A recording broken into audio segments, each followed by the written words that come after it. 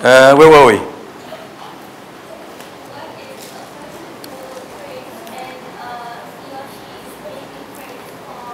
I really have problems on my ears today. It's not you, it's my ears.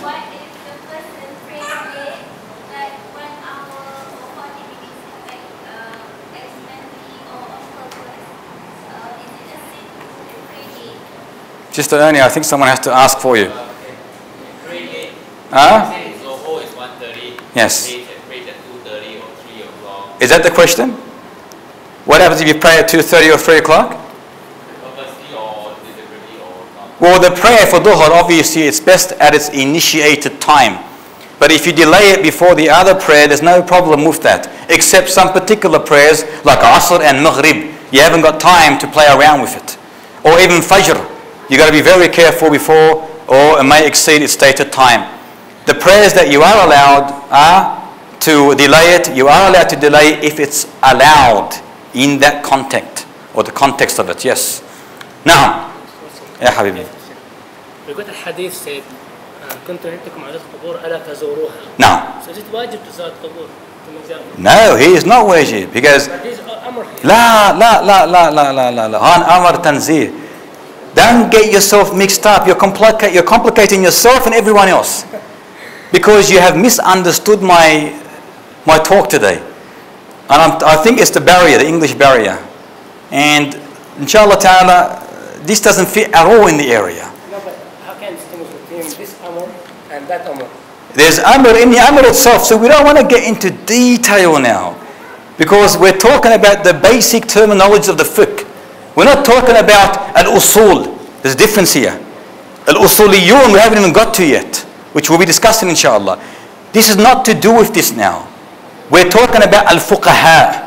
And al-fuqaha. We don't want to go beyond the haram, fi haram tanzih, haram this, and haram that. There's 16 categories of haram. There's categories of wujub. If you want to get into it deeper, as a science. But we are not doing the science today. We're doing the basics. عرفت رأيي كيف؟ نعم.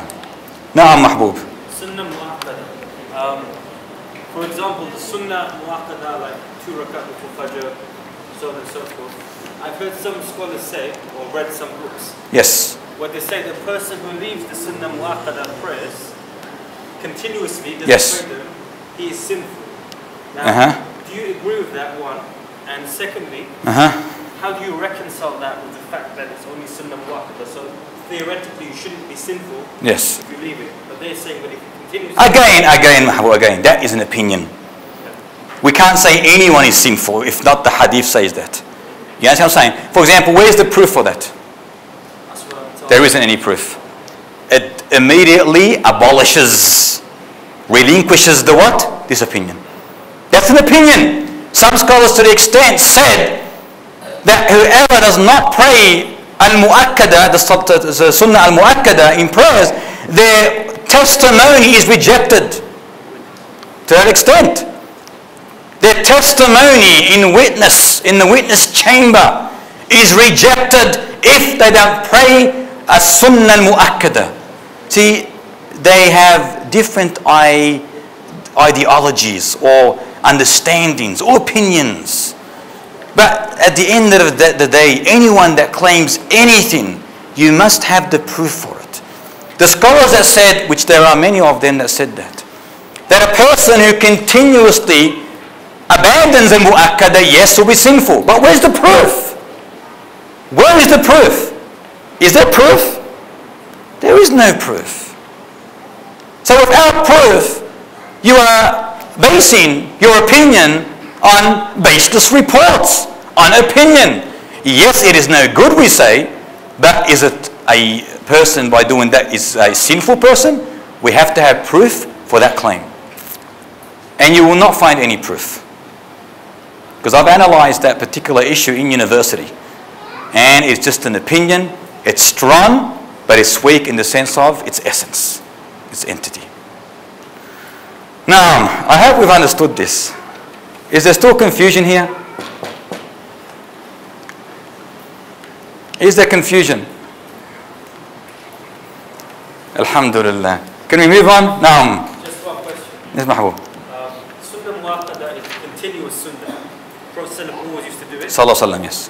Ghairi Muakkadah is he sometimes used to do it. Yes. Is there more reward in the Sunnah Muakkadah than Ghairi? Absolutely. Absolutely, because he stressed it more than the other. It was more important. Otherwise, he would not continuously do it, Mahbub. Like the Mondays and Thursdays fasting, that is very important. Very important. It's better than praying fasting just on a Tuesday, for example.